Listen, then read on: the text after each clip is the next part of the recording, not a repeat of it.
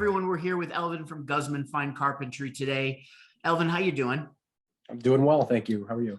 Doing well. So tell me a little bit about Guzman Fine Carpentry. How did you get started? So I've been a carpenter for the last, say about 5 years, and finally decided to go out on my own. Okay. And so that's very recent, just kind of formalized last week, literally. Wow. Okay. That's awesome. So I guess, you know what, we're going to talk about your website because we had talked about that before I hit record, but let's talk about like what steps have you gone through to become a legitimate business? Like what are the different things you've done? What steps have you taken so far? Registering my DBA with local town halls, applying for licensing through the state. Yep. And insurance, Fun. EIN number through the IRS, that sort of thing. So, formed a business entity. It is a sole proprietorship, but I do have a DBA. Gotcha. And so I did purchase a domain or URL. Yes. For the company, and also set up email through Google Workspace. Awesome. Just to kind of have some continuity there. I didn't want to have a Gmail or whatever type address. I'm gonna hit on that for a second because I'm really glad you did it, because a lot of people like usually they would just do finecarpentry@gmail.com. Right. You're totally right. It gives you that extra layer of professionalism, especially when you're going into someone's home. It shows that you have attention to detail, but also that you're a professional business. So I'm really glad you did that. And it's like $6 a month, right? For Exactly. you. Yeah. So easy when you're thinking about all the things like paying the state and the insurance and all that. That's small beans to look professional. And you bought GuzmanFineCarpentry.com as well, which is perfect because it has your name. It's got your brand name and what you do, which is great. You're already off to a good start with SEO. I guess my question is, so you're in Massachusetts. Where do you service? The North Shore of Massachusetts. It's mostly Essex County. Sure. Okay. It's a pretty large radius, I suppose, miles wise. Yep. Okay. And what types of services do you provide? I'm still in the process of figuring that all out. Just kind of seeing where the business takes me. But I'm looking to concentrate and finish carpentry and installations. So moldings, crown molding, doors, kitchen cabinets, that sort of thing. Got it. And also, will you be working with backsplashes? Did I hear? Yes, I was. It was mostly demo today, but yeah, some backsplashes. So right now, where you're building the business, you'll do whatever it is that needs to be done, kind of like a general contracting, but you really want to focus on fine carpentry, right? Exactly. Okay, cool. So the other question I have for you, and something that I've been asked a lot of people. So, you've been in carpentry 5 years. How did you land in carpentry? How did you realize you were a skilled carpenter? Wow, that's a long story. I always liked it as a kid, just literally from watching TV, shows like This Old House and whatnot. Watched a lot of PBS. Yep.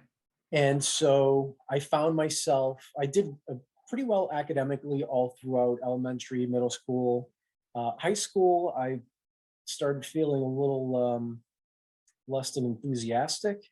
So I attended a vocational technical high school. Cool. And took a carpentry program there and did really well with it, but was never really interested in pursuing it for work, to be perfectly honest with you.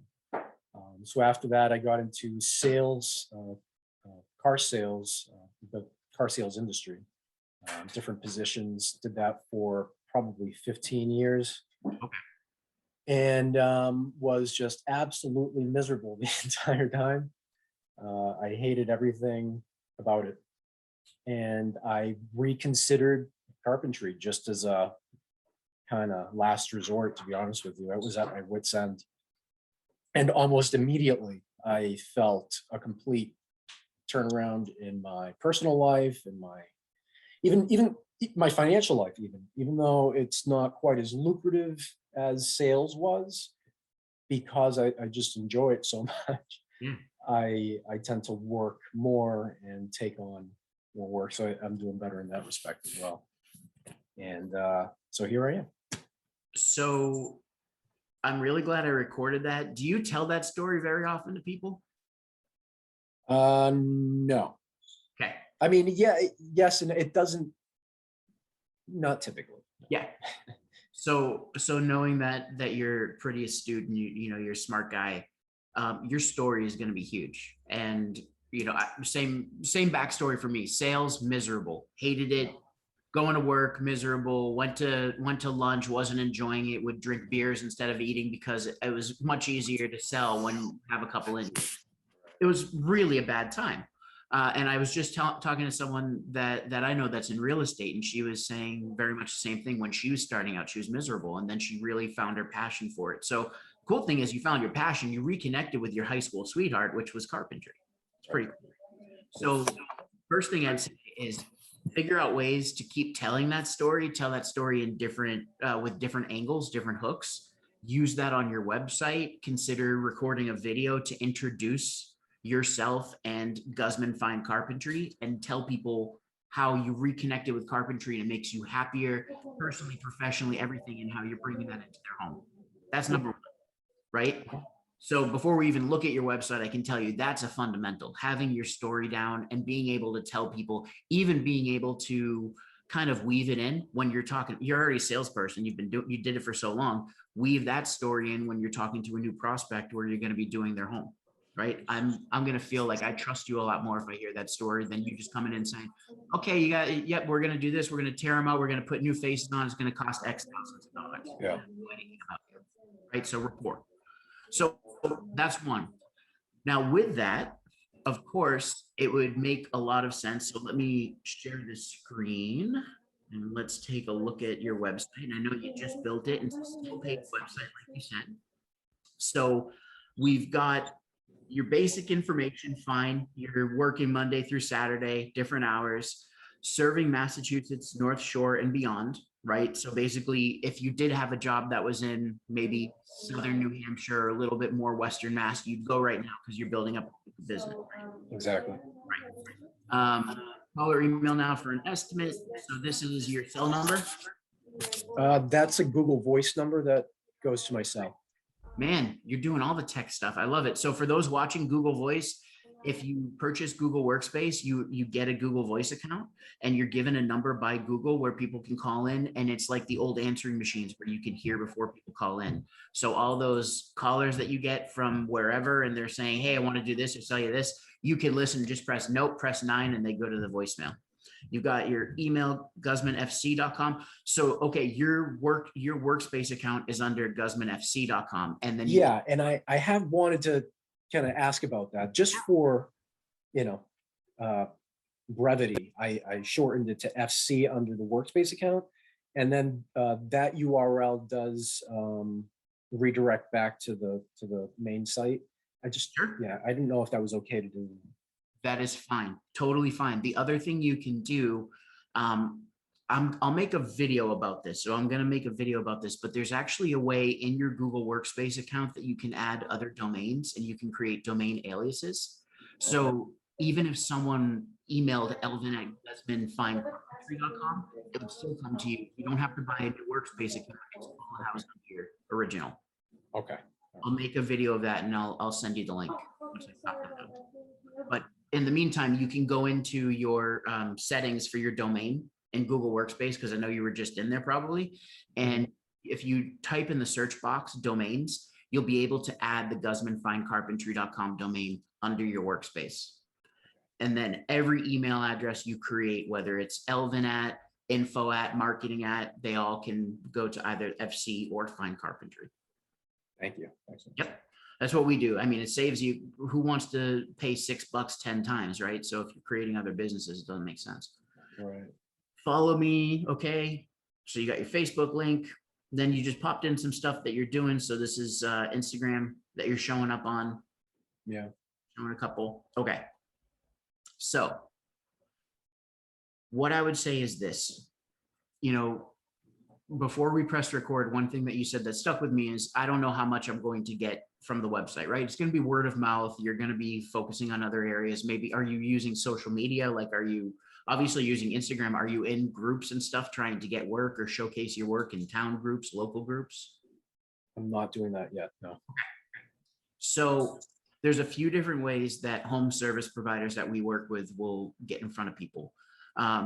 First off, your website is super important because for someone like me, let's say that I'm going to remodel my kitchen, right?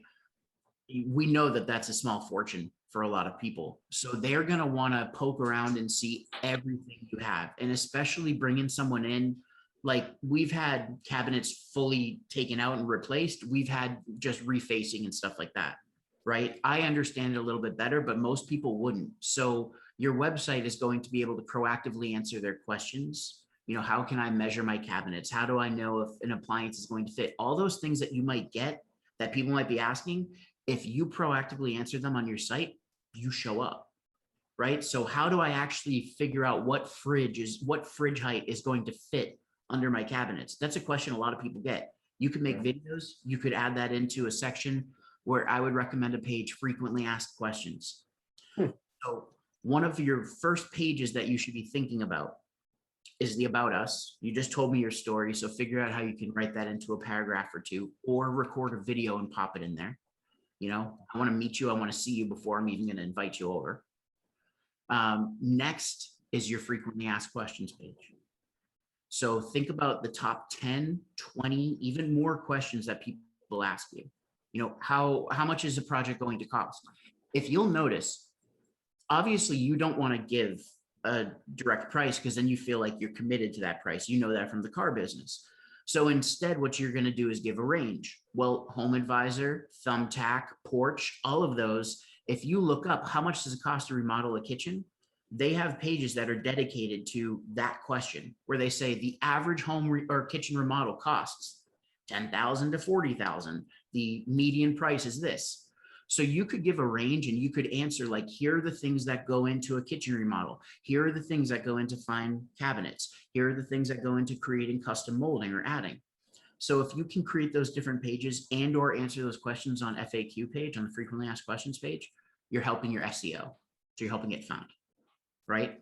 The next step up is taking your phone or your computer and actually recording a video and putting it up on YouTube.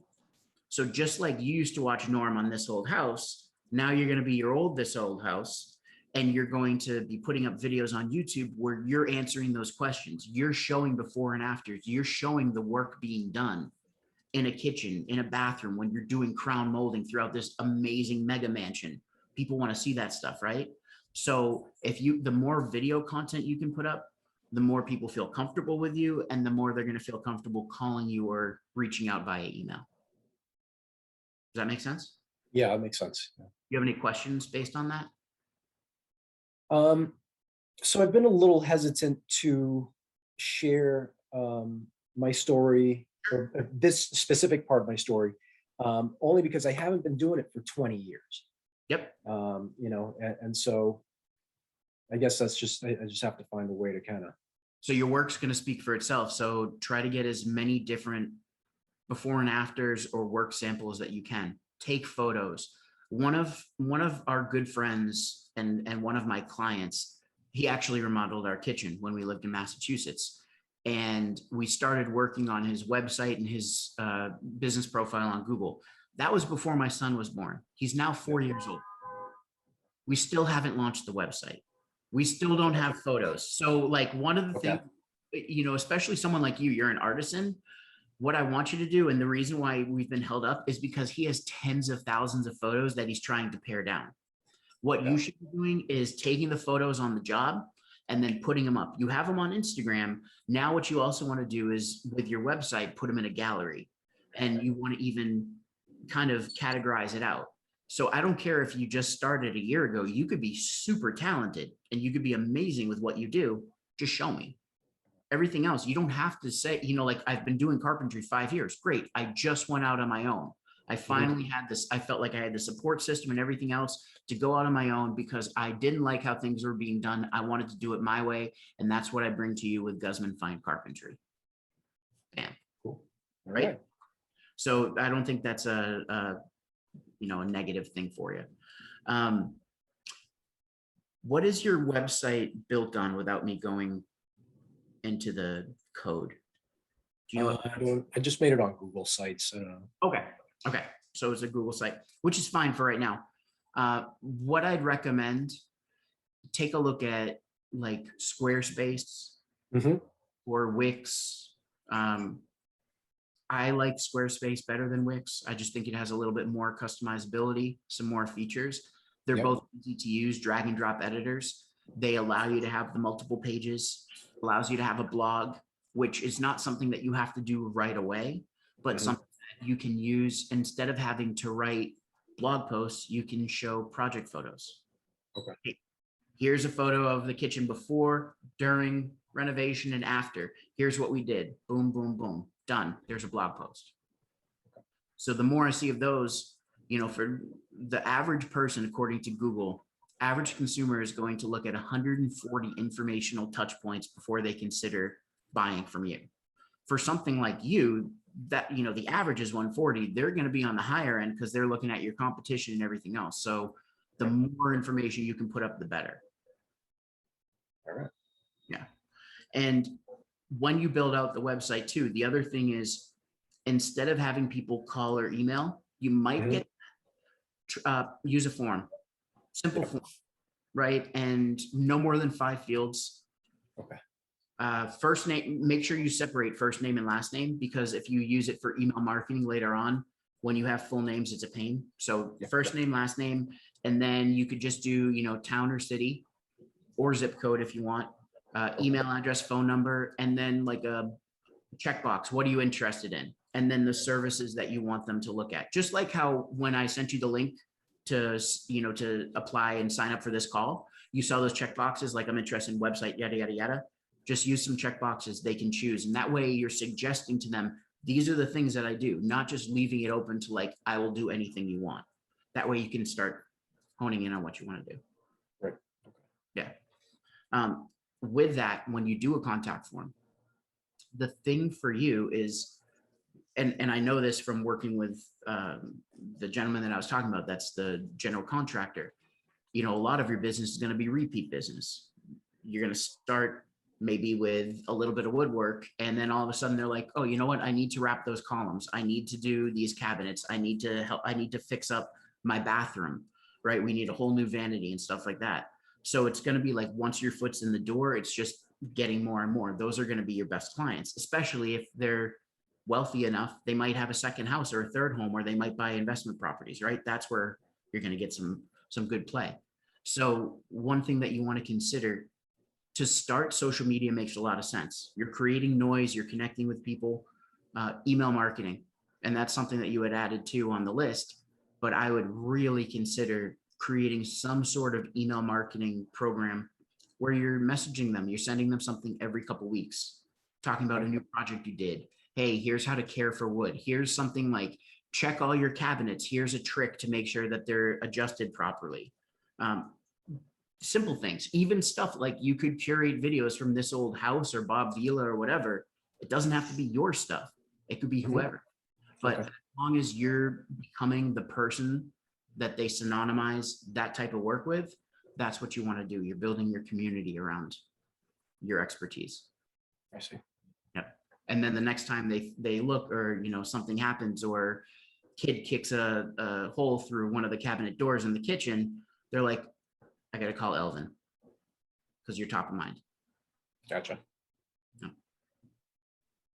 And so the last thing I'll tell you, that's a bootstrap method, especially for you where you're trying to stay within a certain geography. Once you build up your site, so I would focus first on your site, but then if you're going to be using social media, of course, posting is great. Posting to Instagram and Facebook is fine. Your likelihood of being seen, not that much. But if you get active in different groups for cities and towns, like Swampscott, Marblehead, whatever it is, and you're going in, each of them has a Facebook group. Now, most of the time, the people in those Facebook groups are whacked out, right? It's mostly like they're complaining about something like this road was closed or this business. But if you can get in and start adding some value and think and respond to people, just get your name in front of people so that they're seeing you again and again. It's a game of visibility, right? And then you can start adding in, hey, you know, we just did this beautiful kitchen. Or if one of your clients is in that group, you could have them post the pictures and say, hey, I recommend Elvin for anything you're doing. He just built a beautiful kitchen that was like, that made my dreams come true. So use those, because those, we've actually did that with a handyman here in Manchester, New Hampshire, who's grown to be one of the most sought after handymen in the area, because he started getting really active in social media once we built the page, and then he was posting photos before and afters again and again. I like it. Yeah.